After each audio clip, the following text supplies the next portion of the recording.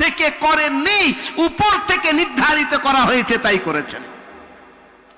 তো হুজুরের স্ত্রীদের মধ্যে আমাদের একটা আম্মাজি আছে, তার নাম সফিয়া রাদিয়াল্লাহু তাআলা আনহা। সফিয়া কে? সফিয়া একটু আগে আপনাদেরকে বললাম, ইনি হলেন একজন ইহুদি বাদশার মেয়ে। হযরতে সফিয়ার গালে একটা দাগ ছিল, হালকা দাগ। হুজুর একদিন জিজ্ঞাসা করছেন, সফিয়া এই দাগটা কিসের? হযরত সফিয়ার উত্তর শোনেন, ইয়া রাসূলুল্লাহ, ইয়া হাবিবাল্লাহ, একদিন আমার আগের স্বামীর পাশে আমি ঘুমাচ্ছিলাম। তার নাম ছিল আবুল হুকায়েক, আগের স্বামীর নাম।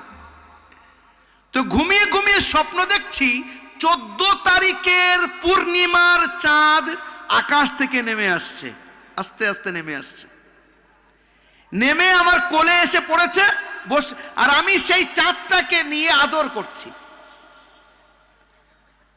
আর আমার ঘুম ভেঙে গেছে, আমি তার আবেশের মধ্যে যেন একেবারে মশগুল হয়ে আছি যে 14 তারিখের এত সুন্দর চাঁদ আমার কোলে কি করে আসলো, আর আমি আদর কেন করছি। এটা একটা স্বপ্ন।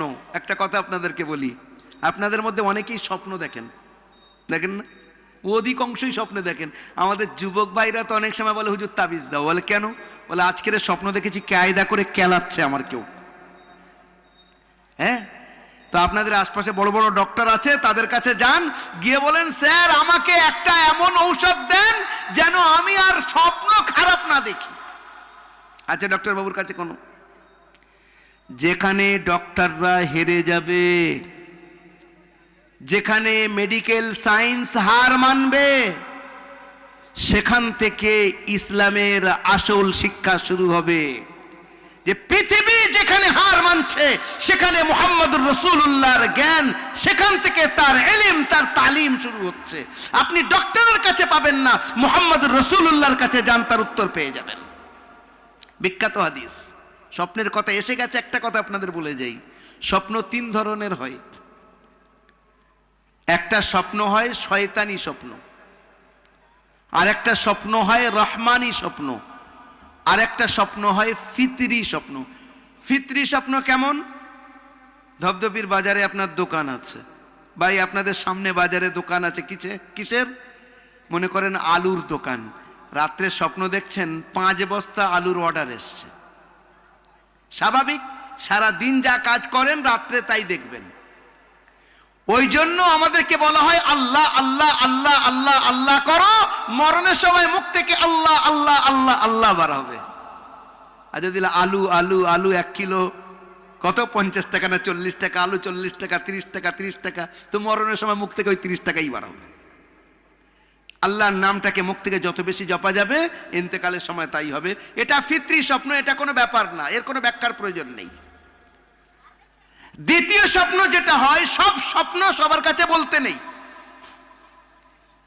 আর দ্বিতীয় কথা, সব স্বপ্নের ব্যাখ্যাও হয় না। আশ্চর্য হবেন, মিশকাত শরীফের হাদিস, মুহাম্মদুর রাসূলুল্লাহ সাল্লাল্লাহু আলাইহি সাল্লামের কাছে হযরতে উম্মে আইমান এসেছেন, এসে বলছেন, ইয়া রাসূলুল্লাহ, একটা খুব ভয়ঙ্কর স্বপ্ন দেখেছি। হুজুর বলছেন, গো কি স্বপ্ন দেখেছো? বলে, হুজুর আমার মুখ থেকে বার করতে পারছি না, খুব ভয়ঙ্কর স্বপ্ন। হুজুর বলছেন, বলো তো। বলছে, ইয়া রাসূলুল্লাহ, ইয়া হাবিবাল্লাহ, হুজুর আমি স্বপ্ন দেখেছি আপনার শরীরের কোনো একটা টুকরো কাটা হয়েছে, সেই কাটার টুকরোটা আমার কোলে আছে, আর তার থেকে রক্ত মুবারক গড়িয়ে গড়িয়ে পড়ছে। ইয়া রাসূলুল্লাহ, আমার খুব ভয় লাগছে। স্বপ্নটা কি ভয়ঙ্কর না? হুজুরের শরীর মুবারক থেকে কোনো অংশ কেটে পড়া বা কেটে যাওয়া ভয়ঙ্কর স্বপ্ন তো। হুজুর বলছেন, যাও আমার মেয়ের বাড়িতে যাও, ফাতিমার বাড়িতে গিয়ে দেখো ওর কোনো সন্তান হয়েছে। হযরত উম্মে আইমান গেলেন, গিয়ে দেখছেন হযরতে ফাতিমার হযরতে হাসান জন্ম নিয়েছে। হযরত উম্মে আইমান তাকে কোলে নিয়ে হুজুরের কাছে এসেছেন। বলি, স্বপ্নের ব্যাখ্যা হলো এইটা। তুমি মনে করছিলে ভয়ঙ্কর স্বপ্ন? ভয়ঙ্কর কিছু না, আমার শরীরেরই অংশ তোমার কোলে বসে আছে। হযরতে হাসান রাদিয়াল্লাহু তাআলা আনহা। দেখেন স্বপ্ন কেমন, ব্যাখ্যা কেমন হলো।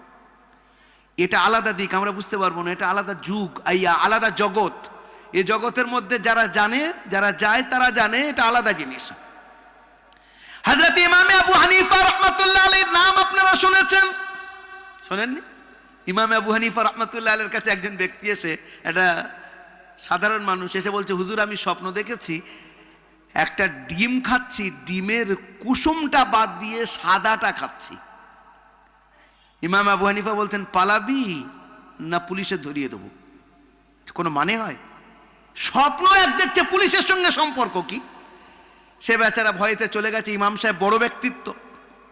দ্বিতীয় দিন আবার এসে বলছে, হুজুর আমার ব্যাখ্যাটা করে দিতে হবে, আজকে আবার স্বপ্ন দেখেছি ডিম খাচ্ছি কুসুম বাদ, আর আমি ওই সাদাটা খাচ্ছি। বলছে আবার পুলিশকে খবর দেবো, কিন্তু পালাও এখান থেকে। আজকেও চলে গেছে। তৃতীয় দিন এসে ইমাম সাহেবের হাত ধরেছে, হুজুর আমার ব্যাখ্যাটা করে দিতে হবে, আজকের আবার দেখেছি। ইমাম সাহেব রহমতুল্লাহ আলাইহি তখন বললেন, পুলিশের খবর দাও। পুলিশ এসে বলে অ্যারেস্ট করো। বলে হুজুর ওর কি দোষ আপনি বলে দেন, অ্যারেস্ট করলে তো কোন কাজী সাহেব আমাকে বলবে কেন অ্যারেস্ট করেছো। কোর্ট পুলিশকে জিজ্ঞাসা করবে না এই মান্নাকে তুমি যে অ্যারেস্ট করেছো কারণটা কি, কেসটা কি? আমি না দেখাতে পেলে উল্টো তো আমার উপরে আরো ঝামেলা হয়ে যাবে। ইমাম সাহেব বলছেন, তুমি ধরো আমি নিয়ে গিয়ে দেখাচ্ছি, চলো আমার সঙ্গে। বলে ওর বাড়িতে ঢোকো আর সার্চ করো। বাড়িতে ঢুকে সার্চ করে দেখা গেল বাড়ির ভিতরে কাফনে ভরা। কারণ এই ব্যক্তি কবর দেওয়া হয়ে যাওয়ার পরে রাত্রিবেলা কবরের মধ্যে নেমে কাফনগুলো নিয়ে আসতো আর মুর্দাকে রেখে আসতো। কাফন মানে ওই ডিমের সাদা অংশ, আর মুর্দা রেখে আসছে মানে সেটা হলো ওর কুসুম রেখে আসা। দেখেন ব্যাখ্যা কি আর কেমন হচ্ছে, চোখে দেখা ব্যাখ্যা, যেন আশ্চর্যের ব্যাখ্যা। হযরত মাওলানা মুহাম্মদ কাসিম নানতভী রাহমাতুল্লাহ আলাইহি বড় আল্লাহর ওলি, তার কাছে একজন এসে বলছে, হুজুর আমি স্বপ্ন দেখেছি আমার ওস্তাদ তিনি ইমামতি করছেন আর আমার ওস্তাদের পিছনে আল্লাহর রাসূল এসে ইক্তেদা করছেন। বুঝতে পেরেছি আমরা স্বপ্নটা? আমার ওস্তাদ মানে ওই ব্যক্তি বলছে আমার ওস্তাদ হলেন ইমাম সাহেব আর মুক্তাদি কে? আল্লাহর রাসূল। মাওলানা কাসিম নানতভী রাহমাতুল্লাহ আলাইহি বলছেন, ঠিক বলছো স্বপ্ন? বলছে জি আমি দেখেছি, আমি তো একদম মিথ্যা বলছি না। বলছে যাও খবর নাও তোমার ওস্তাদ মারা গেছে। বলে সে কি? আমি তো 2 মাস আগে ওস্তাদের সঙ্গে সাক্ষাৎ করে আসলাম, চাঙ্গা ভালো মানুষ। তখনকার যুগে 150 বছর আগেকার কথা বলছি, তখনকার যুগে হাই হ্যালোর আর লাইন ছিল না, মানে মোবাইল ছিল না, ওই চিঠিপত্র যাওয়া আসা এইভাবেই চলতো। তো এই ব্যক্তি খবর নিল যে রাত্রে ও স্বপ্ন দেখেছে সেই রাত্রে ওর ওস্তাদ মারা গেছে। সে দৌড়ে এসে বলছে, হুজুর এই স্বপ্নের ব্যাখ্যা আমি জীবনে এইরকম দেখিনি, আপনি যেমন বললেন তেমন হয়েছে, ব্যাপারটা বুঝতে পারলাম না। বলছে শোনো, আল্লাহর রাসূল কোন উম্মতির পিছনে গিয়ে ইক্তেদা করবেন এটা হয় না, এটা সচরাচর সাধারণত নবীরা করবেন না, নবীদের জন্য না। এটা যে উম্মত সামনে থাকবে আর রাসূল পিছনে থাকবে এটা হয় না। যখন তুমি বললে তখন আমার মনে আসলো একটাই রাস্তা হতে পারে এর ব্যাখ্যা, যে তোমার ওস্তাদ মারা গেছেন, লাশ সামনে রাখা আছে আর হুজুর এসেছেন, তাই আমি এটার ব্যাখ্যা করেছি। ব্যাখ্যাটা বুঝতে পেরেছেন কেমন হলো? তা আমি হঠাৎ এই কথাটা এসে গেছে তাই একটু বলে গেলাম। স্বপ্নের ব্যাখ্যা আমরা অনেকেই স্বপ্ন দেখি, সব স্বপ্নের ব্যাখ্যা হয় না, আর ব্যাখ্যা সবাইও করতে পারবে না। যারা এই লাইনের স্পেশালিস্ট তারা পারে। লাস্ট একটা কথা বলে ওই জায়গায় নিয়ে যাচ্ছি হযরতে সাফিয়ার কাছে। হযরতে সাফিয়া স্বপ্ন দেখেছিলেন, মনে আছে তো আপনাদের? হযরতে ইমামে মালিক রাহমাতুল্লাহ আলাইহি মনের বড় ইচ্ছা যে আমি ফরজ হজ তো করেছি, ওমরা করতে যাব। কিয়ামতের দিন আল্লাহর রাসূল সবচেয়ে প্রথমে সুপারিশ করবেন যারা জান্নাতুল বাকিতে শুয়ে আছে। হাজী সাহেব যদি এখানে থাকেন জানবেন, আল্লাহর রাসূলের যেখানে কবর আছে, মাজার আছে, ওখানের পাশে একটা কবরস্থান আছে, তার নাম হলো জান্নাতুল বাকি। কিয়ামতের দিন আল্লাহর রাসূল যখন উঠবেন সবচেয়ে প্রথমে জান্নাতুল বাকি ওয়ালাদের সুপারিশ করবেন। ইমামে মালিক চিন্তা করলেন, আমি যদি ওমরা করতে যাই আর ওখানে যদি মৃত্যু হয়ে যায় তো ওখানে কবর হবে, আমার কবরটা যেন জান্নাতুল বাকি মদিনাতে হয়। কিন্তু আমার জীবনের কত দিন বাকি তা তো জানি না, কত মাস বাকি তাও তো জানি না, কত বছর বাকি তাও জানি না। আল্লাহর রাসূলকে যদি স্বপ্নে আল্লাহ দেখান, আমি হুজুরকে জিজ্ঞাসা করব, ইয়া রাসূলুল্লাহ আপনি আমাকে বলে দেন ক বছর বাকি বা ক মাস বাকি, তাহলে উমরাটা করে আসি মক্কা শরীফে গিয়ে। এখন যেমন চিন্তা আল্লাহ পাক তেমন ব্যবস্থা করেছেন। স্বপ্নে আল্লাহ রাসূলকে দেখেছেন। আল্লাহ রাসূলকে যেই স্বপ্নে দেখেছেন, ইমামে মালিক জিজ্ঞাসা করছেন, ইয়া রাসূলুল্লাহ মনের বড় তামান্না, বড় ইচ্ছা আমার মৃত্যু মদিনায় হোক আর বাকিতে আমার দাফন হোক, কিন্তু আরো একটা ইচ্ছা হচ্ছে আমি একটু উমরা করতে যাব মক্কা শরীফে। আমি যদি ওমরা করতে গিয়ে ওখানে যদি মারা যাই তাহলে তো কবর ওখানে হয়ে যাবে। ইয়া রাসূলুল্লাহ, আপনি একটু বলে দেন না আমার জীবনের আর কত মাস বা কত বছর বাকি। হুজুর বললেন, এই ইমামে মালিক রাহমাতুল্লাহ আলাইহি খুব বড় আলিম, খুব বড় মুহাদ্দিসিনদের সরখেল বলা হয় ওনাকে। ওনার লিখিত কিতাব এখনো পর্যন্ত, আজ প্রায় 1300 বছর হয়ে গেছে, তার কিতাব এখনো পর্যন্ত মাদ্রাসায় দৌরাতে পড়ানো হয়, না পড়লে আলিম হয় না। মুয়াত্তা ইমাম মালিক, বিখ্যাত কিতাব, এত বড় আলিম। আর তিনি ঘুম থেকে উঠে চিন্তা করছেন, হুজুর যে বললেন এই, এর মানে কি? 5 বছর, 5 মাস, 5 সপ্তাহ, কিচ্ছু বুঝে আসছে না। সেই যুগে একজন বড় ব্যাখ্যাকারী ছিলেন, তার নাম হলো মুহাম্মদ ইবনে সিরিন। তার কাছে নিজের ছাত্রকে পাঠিয়েছে, বাবা তুমি যাও, আমার নাম বলবে না, বলবে মদিনার একজন ব্যক্তি এই স্বপ্ন দেখেছে, আপনি বলে দেন এর মতলবটা কি। এখন এই ছাত্র গিয়ে সালাম করে মুহাম্মদ ইবনে সিরিনকে বলছে, হুজুর মদিনার একজন ব্যক্তি স্বপ্ন দেখেছে, আল্লাহর রসুলকে জিজ্ঞাসা করেছে আমার জীবনের কদিন বাকি, তো হুজুর উত্তরে এইরকম বলেছেন, এর মানেটা কি? 5 দিন না 5 মাস? তো মুহাম্মদ ইবনে সিরিন বলছেন এটা এলমি স্বপ্ন, আর মদিনার সবচেয়ে বড় আলিম হলেন হযরত ইমামে মালিক, উনি ছাড়া এই স্বপ্ন কেউ দেখতে পারে না। ধরে ফেলেছেন। বলছে যাও তোমার ওস্তাদের কাছ থেকে অনুমতি নিয়ে এসো। এখন সে ছাত্র এসে বলছে, হুজুর উনি তো ধরে ফেলেছেন, আপনার নাম ডাইরেক্ট বলে দিয়েছেন যে ইমাম মালিক ছাড়া এই স্বপ্ন কেউ দেখেনি। বলছে যখন উনি ধরেই ফেলেছেন তাহলে গিয়ে বলো। এসে যখন বললেন তখন উনি বলছেন যে আল্লাহ রসুল এই যে ইশারা করেছেন এর মতলব 5 বছর 5 মাস 5 সপ্তাহ 5 দিন না।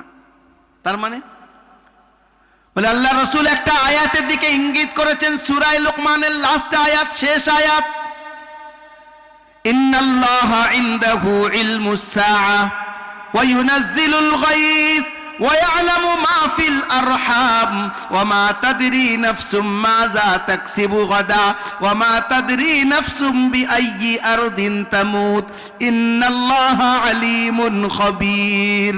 5টা বিষয়ের ব্যাপারে আল্লাহ কাউকে কোনো জ্ঞান দেননি। কিয়ামত কবে আসবে এক্স্যাক্টলি নির্ধারিত দিন আল্লাহ কাউকে বলেননি, কোন ফেরেশতাকে বলেননি, কোন নবীকে বলেননি, এমনকি মুহাম্মদুর রাসূলুল্লাহকেও বলেননি। হ্যাঁ, তার নিদর্শন বলে দিয়েছেন, হুজুর নিদর্শন বলেছেন, কিন্তু কোন দিনে আসবে ওটা নির্ধারিতভাবে আল্লাহ রাসূলকেও আল্লাহ পাক জানাননি, আল্লাহই জানেন। ইন্নাল্লাহা ইনদাহু ইলমুস সাআ ওয়া ইউনাজ্জিলুল গায়স, বৃষ্টি কবে হবে, আল্লাহ কবে দেবেন। বলছে কেন, আজকাল তো আলিপুর আবহাওয়া দফতর বলে দিচ্ছে, তাহলে নাউজুবিল্লাহ কোরআন কি মিথ্যা হয়ে গেল? জি না, কোরআন মিথ্যা না, পৃথিবী পাল্টে যাবে, কোরআনের একটা অক্ষর এদিক থেকে ওদিক হওয়ার কোনো রাস্তা নেই। এটা আমাদের ঈমান। আমরা যেমন নিজেরা বেঁচে আছি এরোপ্লেন এমন বিশ্বাস করি, তার থেকে বেশি বিশ্বাস করি যে আল্লাহর কালামের একটা অক্ষর এদিক ওদিক হওয়ার সম্ভাবনা নেই। তাহলে এর উত্তরটা কি হবে? উত্তর হলো আবহাওয়া দফতরে মেশিন লাগিয়ে রেখেছে, সেই মেশিন থেকে ওরা একটা রিপোর্ট নেয় আর তারপরে বলে অমুক দিনে পানি হওয়ার সম্ভাবনা আছে।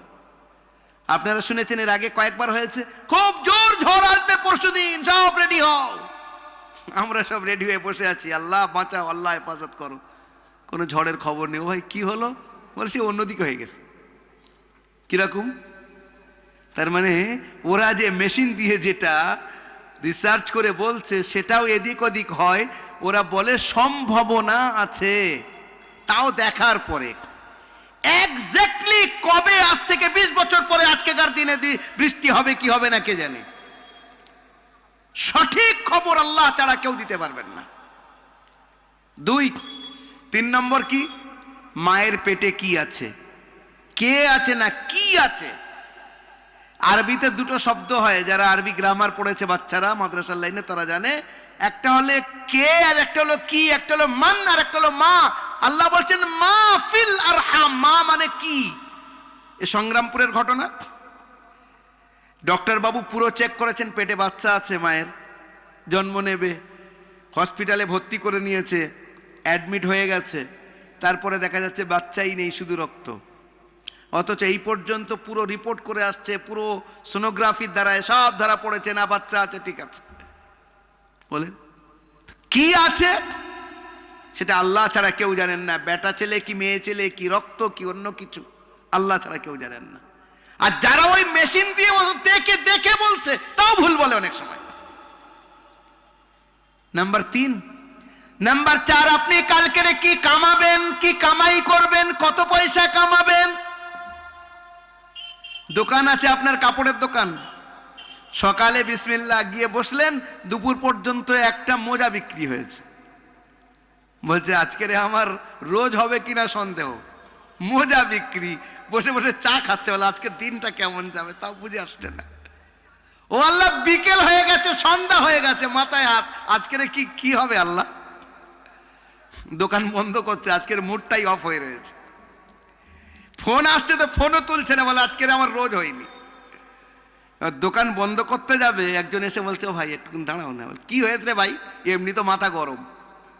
হ্যাঁ, সারাদিন বেচা কেনা নেই না, একটুকুনি খোলো, একটুকুনি দাঁড়াও। সে বেটা এটা ওটা চাইতে চাইতে দেখা গেল 7-8 হাজার টাকার বাজার করেছে, মানে আপনার কিনেছে কাপড় জামা যা কেনার। বলছে কি হয়েছে ভাই তুমি এতগুলো নিলে?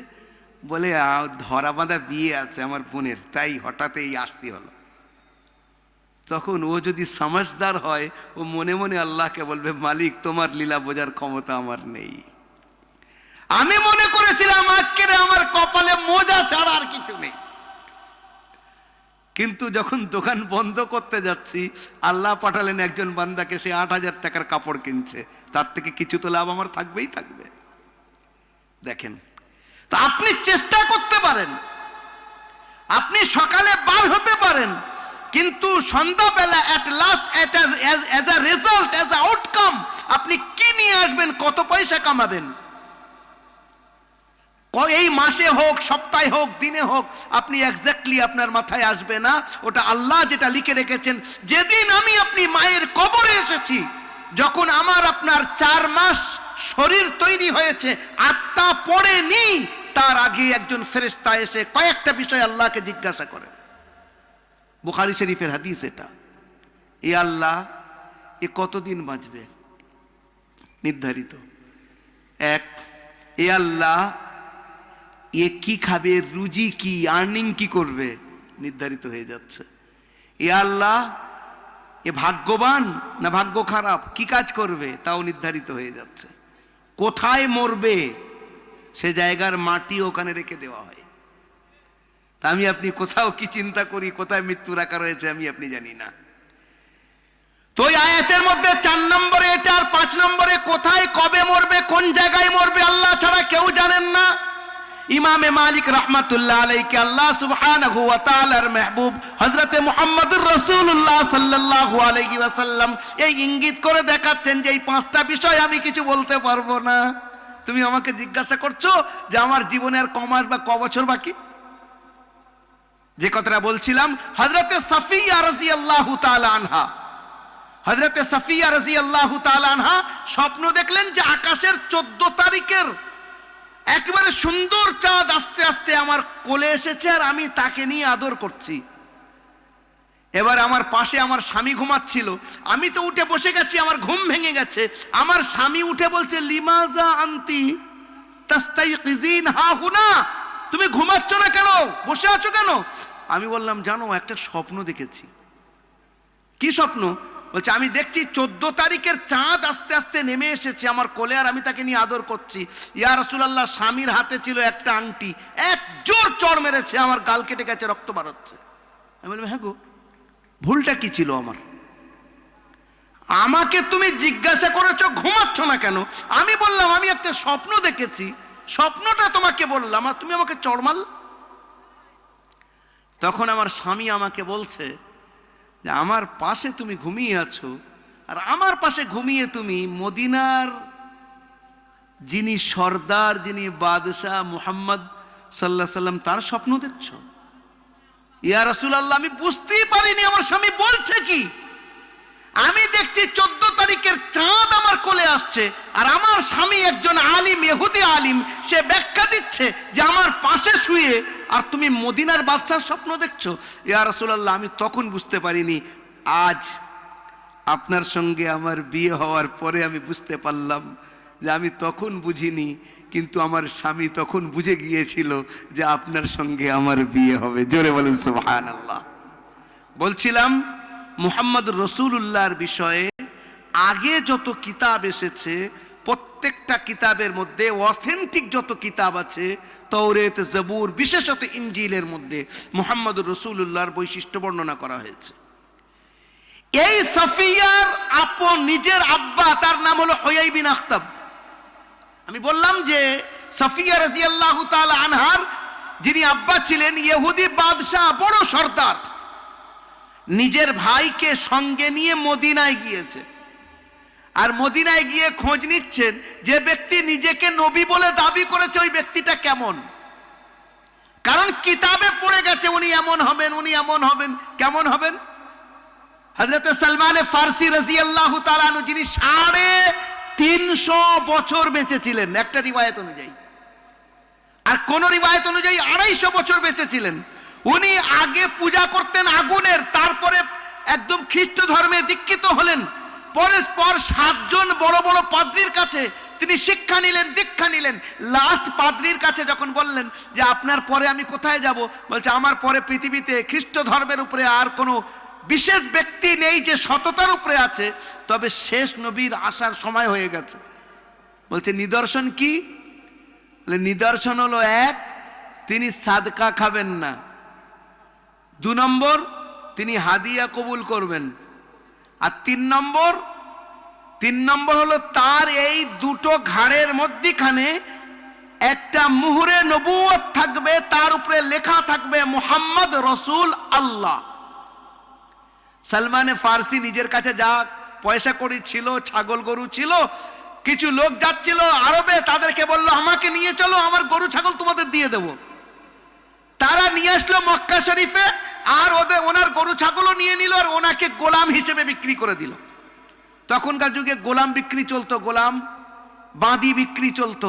আপনারা জানেন না যে মুহাম্মদ রাসূলুল্লাহ হি ওয়াজ দ্য ফার্স্ট পারসন যিনি পৃথিবীর মধ্যে সবচেয়ে প্রথম গোলাম বাঁদির বিরোধিতা করেছিলেন, অর্থাৎ সাহাবায়ে কেরামদেরকে উদ্বুদ্ধ করেছিলেন যদি কোনো ব্যক্তি কোনো গোলামকে কিনে তাকে আজাদ করে, কোনো বাঁদিকে কিনে যদি আজাদ করে, স্বাধীন করে, তো ওই গোলাম বাঁদির প্রত্যেকটা অঙ্গের পরিবর্তে আল্লাহ পাক যে স্বাধীন করলো তার প্রত্যেকটা অঙ্গ প্রত্যঙ্গকে জাহান্নাম থেকে আজাদ করবেন।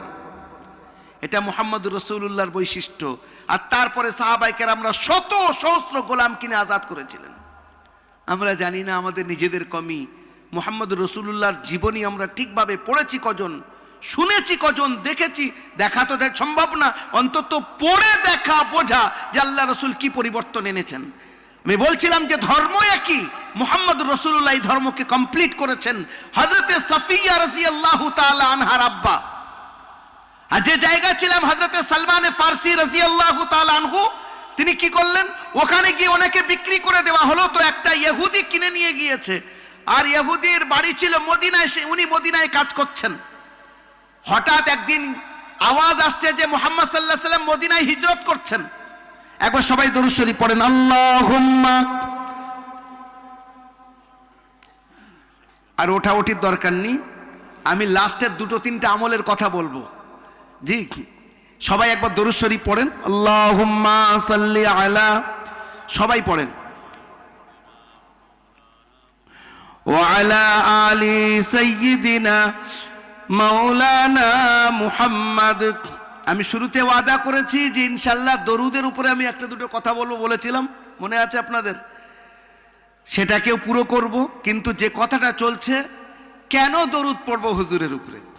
হুজুরের জীবনী হঠাৎ সামনে এসেছে, আল্লাহ নিয়ে এসেছেন, তো 1-2 কথা আমরা শুনে 2-3টে আমল এখান থেকে নিয়ে উঠি। আল্লাহ মাফ করুন। আজকাল জলসা যা চলছে আপনারা খুব ভালো জানেন। আচ্ছা, যতগুলো ভাই এখানে বসে আছেন, আমি তো জানি না, এই এলাকার বিষয়ে আমার জানা নেই। আর আমরা যেখানে জলসায় যাই, বক্তারা সেই এলাকার কতগুলো পপুলেশন আছে, কত বাসিন্দা আছে, বক্তারা জানার কথা না। যদি সেখানকার বক্তা হয় তো আলাদা কথা, আমার তো বাড়ি এখানে না। তবে এটা আন্দাজে বলা যেতে পারে যে যতগুলো ভাই এখানে বসে আছেন, এর থেকে কয়েক গুণ ভাই মাশাআল্লাহ এই গ্রামের বাসিন্দা। এটা ঠিক কিনা? এটা তো আপনারা বলবেন, আমার সঙ্গে একমত হবেন। যে কিছু ভাই এখানে বসে আছেন, কিন্তু এর 2 ভাগ এমন আছেন, হয়তো 4 ভাগের 1 ভাগ আছে বা হাফ আছে, হাফ কিন্তু এখানে নেই। জলসা আপনাদের, তাও ফুল নাইটের না হাফ নাইটের, 12টা 12:30 হাড্ডি হয়তো প্রোগ্রাম, ঠান্ডা, কিন্তু তার মধ্যেও পরিস্থিতি এমন।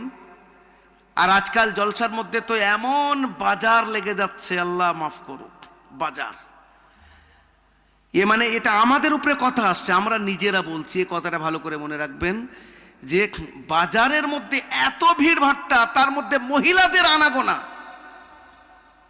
আপনারাই বলেন এটা কি ইসলামী সম্মত? আপনারা নিজেরা চিন্তা করবেন, ওর থেকে মেলা করা ভালো।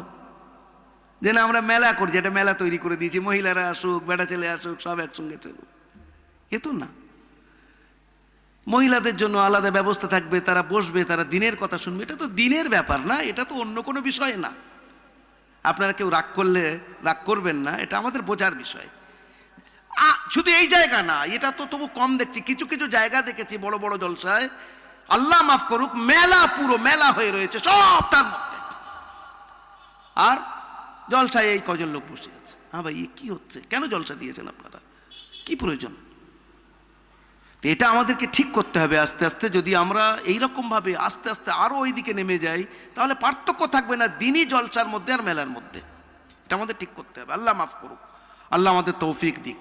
তো যে কথাটা বলছি একটু মন দিয়ে শুনবেন, কেউ যদি মনে দুঃখ নেন, দুঃখ নেবেন না, এটা আমাদের নিজেদের কমি দূর করতে হবে। এটা সমস্ত আমার কমিটি ভাইদেরকে বলছি, যুবক ভাইদেরকে বলছি, আপনারা এত মেহনত করছেন, কবে আমাকে দাওয়াত করেছেন? আমাকে দাওয়াত আজকের করেননি, কয়েক মাস আগে আমাকে দাওয়াত করা হয়েছে। তো তখন থেকে আপনারা নিশ্চয়ই এটা চিন্তা নিচ্ছেন যে আমাদের জলসাটা ভালো করে করতে হবে, সুন্দর করে প্যান্ডেল করতে হবে, মানুষ বসবে যাতে সবাই শুনতে পারে, তার ব্যবস্থা করতে হবে। তারা সব চেষ্টা করছে। তো সেটাকে কামিয়াব তখন আমরা করতে পারবো যখন সবাই এর দিনই কথা শুনবে, সবাই কিছু শুনুক, তার মধ্যে কিছু অন্তত আমল হলে আলহামদুলিল্লাহ কামিয়াব।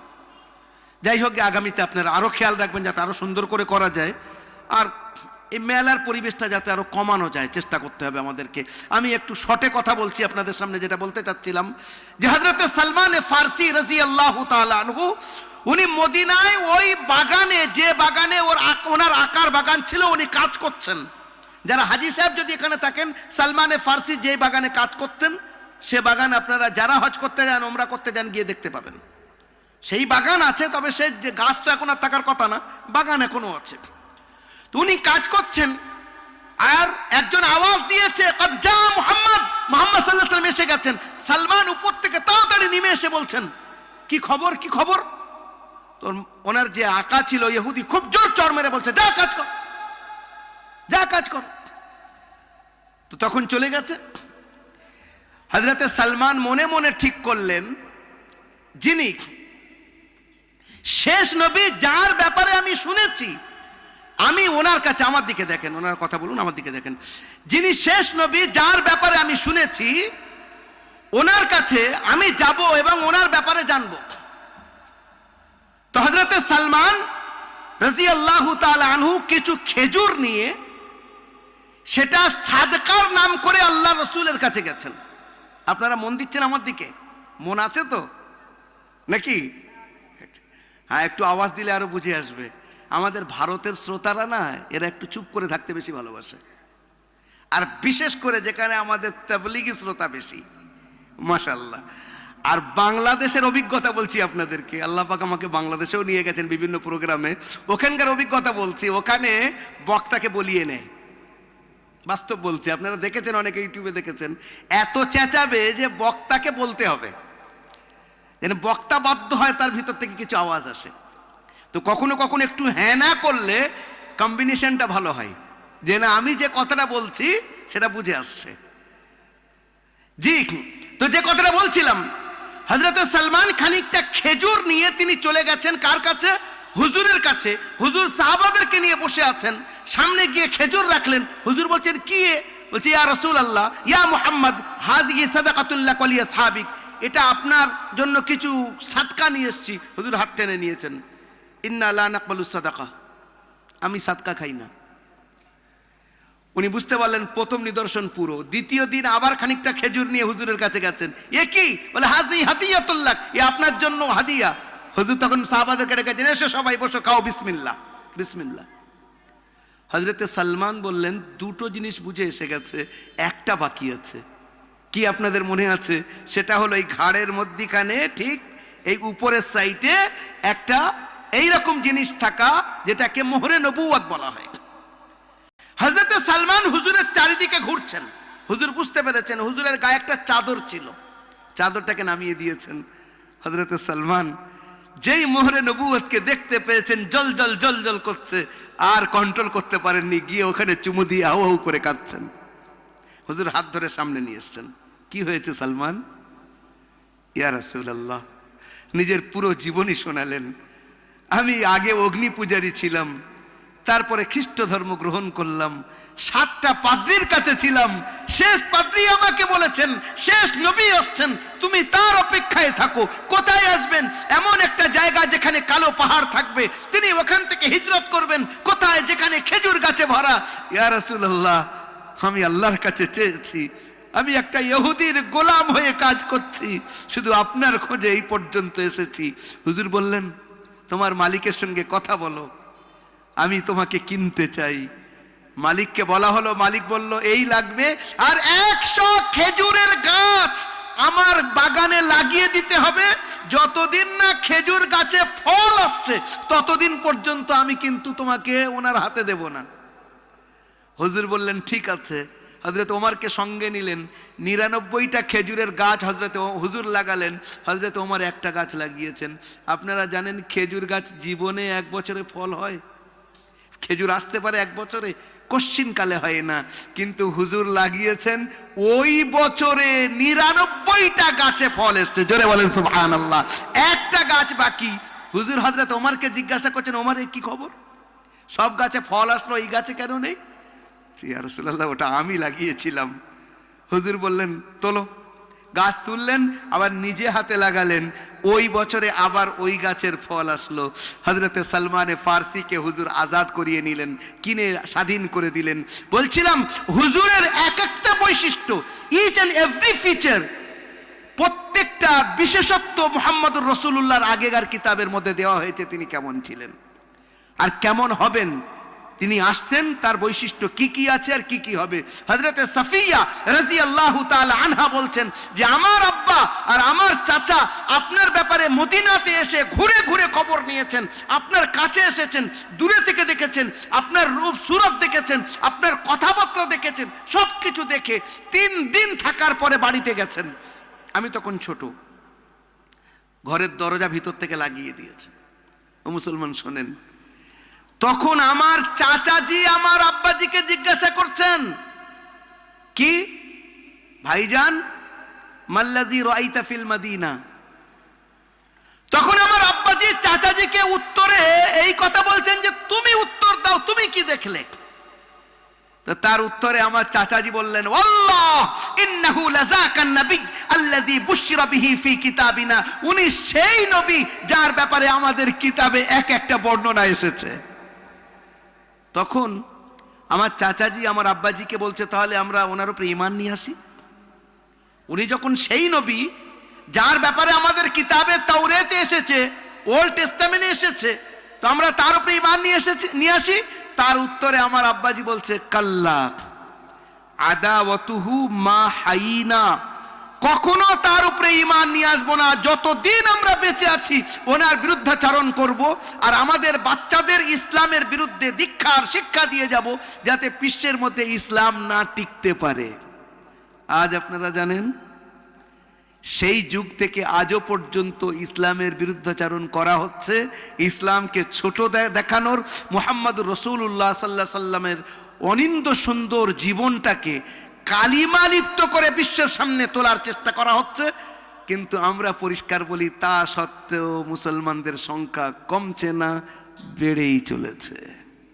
আপনারা জানেন 1992 ডিসেম্বরে যে ঘটনাটা ঘটেছিল, বাবরি মসজিদ ধ্বংস। বাবরি মসজিদ বলছি কেন, এখনো বলবো, পার্লামেন্টে একজন সাংসদ এই কথাই বলেছেন মসজিদ কেন। তার কারণ হলো সুপ্রিম কোর্টের যেটা বিচার এসেছে, সুপ্রিম কোর্ট স্পষ্ট বলেছে যে ওখানে কোনো মন্দির ছিল না। একদম পরিষ্কার বলেছে, ওখানে কিছু ভেঙে মসজিদ তৈরি করা হয়নি, মসজিদ নিজের জায়গায় ছিল। তা আমি তার মধ্যে যাচ্ছি না। যে ব্যক্তি দুজন সবচেয়ে প্রথমে তার উপরে আক্রমণ করেছিল, তার মধ্যে একজনের নাম হলো বলবীর সিং। বলবীর সিং আপনারা এক আধজন জানবেন বা অনেকেই জানবেন হয়তো। এনার সঙ্গে আমার 4 জায়গায় প্রোগ্রাম হয়েছে। ইনি ইন্তেকাল করেছেন গত 2 বছর আগে। একটা প্রোগ্রাম হয়েছিল আসামের ধুবড়ি 82 পাড়া, 2 নম্বর হলো মৌরগ্রাম বর্ধমান, 3 নম্বর হলো বাঁকিপুর মাদ্রাসা, 4 নম্বর হলো কলা হাজরা, বাসন্তীর প্রত্যন্ত এরিয়া কলা হাজরা। এই 4 জায়গায় এনার আমার সঙ্গে ডাইরেক্ট প্রোগ্রাম, আর ওনার সঙ্গে কথাও হয়েছিল। আমি শুধু যেটা বলতে আপনাদেরকে চাচ্ছি, উনি মুসলমান হয়ে গিয়েছিলেন, নাম হয়েছিল মোহাম্মদ আমির। জোরে বলেন সুবহানাল্লাহ। তারপরে উনি যেটা বলেছিলেন, এরকম একটা লম্বা টুপি পরতেন, আর জামা পায়জামা এই যেমন আমরা পরি এইরকম পরতেন, লম্বা দাড়ি, মুছ ছিল, আর হালকা পাতলা চেহারার মানুষ, কাঁদতেন খুব। কি বলতেন জানেন? কখনো কখনো আমাকে ফোন করতেন আর বলতেন মুফতি সাহেব, মুফতি সাহেব বলতেন আমাকে, মুফতি সাহেব দোয়া কিজিয়ে, প্রোগ্রাম দিলওয়াইয়ে। কোন কোন জায়গায় প্রোগ্রামে সেটেল করানো হতো যে আপনি আসেন এইভাবে কিছু, मुफ्ती साहब दुआ कीजिए अल्लाह का घर तोड़कर मैंने जो गुनाह किया, मैं चाहता हूं कि 100 मस्जिद उसके बदले में मैं बना लूं। अल्हम्दुलिल्लाह 70 मस्जिद मुझसे बन चुकी है और 30 बाकी है, अल्लाह वो भी कंप्लीट करा ले। मुफ्ती साहब अपनी दुआ करे दिन, আমি একটা ঘরের আল্লাহর ঘরের পরিবর্তে 100 বানাতে চাই। 70টা বানানো হয়ে গেছে, 30টা বাকি, আল্লাহ যেন ওটাও কমপ্লিট করিয়ে নেয়। দেখেন ইসলামকে বুঝেছে। কিরকম কুরবানি দেওয়ার পরে যখন এই রকম ইসলামের মধ্যে এসেছে, তখন সারাদিন কাঁদতো আর আল্লাহ শুকর আদায় করতো, মালিক তুমি আমাকে ইসলাম দিয়েছ। আমি তো অন্য জগতে ছিলাম, জানি না আমি কোথায় কিভাবে হারিয়ে যেতাম।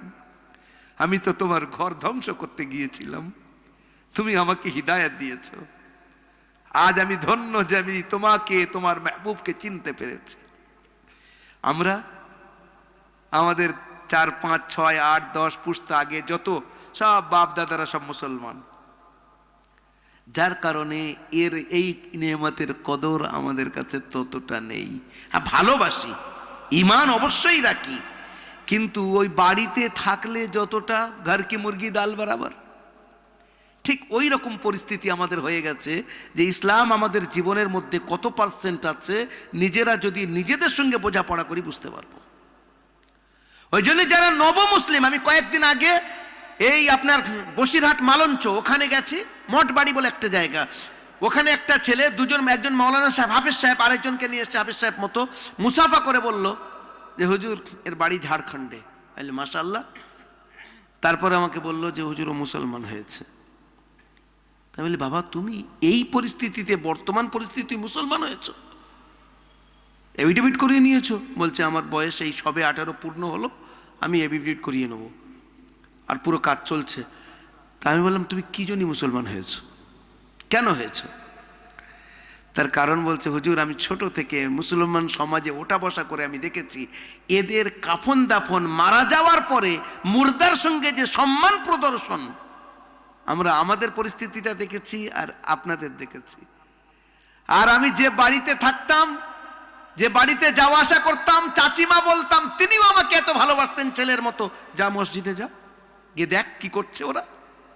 বলে হুজুর আমার যেতে আসতে আমার এত ভালো লেগেছে, আল্লাহ আমাকে তৌফিক দিয়েছেন, এখন আমাকে যদি কেউ কেটেও দেয় আমি ইসলাম ছাড়তে পারবো না, কারণ আমি আল্লাহকে চিনে ফেলেছি। জোরে বলেন সুবহানাল্লাহ। কিন্তু আমরা সেইভাবে চিনতে পারিনি, কারণ আমাদের বাড়ির নিয়ামত মুহাম্মদ রাসূলুল্লাহকে আল্লাহ পাঠিয়ে আমাদেরকে তার পরিচিতি দেওয়ার জন্য, হুজুর এসেছেন আল্লাহর সঙ্গে আমাদের জুড়ে দেওয়ার জন্য। তিনি এসে আমাদেরকে শিক্ষা দিয়েছেন যে এইভাবে আল্লাহ পর্যন্ত পৌঁছানো যাবে। আমি আপনাদের সামনে কি কথা রাখবো, বর্তমান বিশ্বে যা পরিস্থিতি চলছে, ফিলিস্তিনের অবস্থা আপনাদের সামনে পরিষ্কার। এই পর্যন্ত 31,000 মানুষ সেখানে মারা গিয়েছে, তাদেরকে মেরে দেওয়া হয়েছে, সরকারি রিপোর্ট। আর আপনারা জানেন যেটা সরকারি রিপোর্ট যে সংখ্যা দেওয়া হয় সাধারণত অনেকটা হিসেব করে দেয়, তার থেকে বেশি হয়। তো আমরা সেটাই ধরছি, 31,000ই ধরছি। 31,000 মানুষকে বোম মেরে মেরে দেওয়া হয়েছে, তার মধ্যে 13,000 কচি কচি বাচ্চারা, 13,000 কচি কচি মাসুম বাচ্চা, 7,000 8,000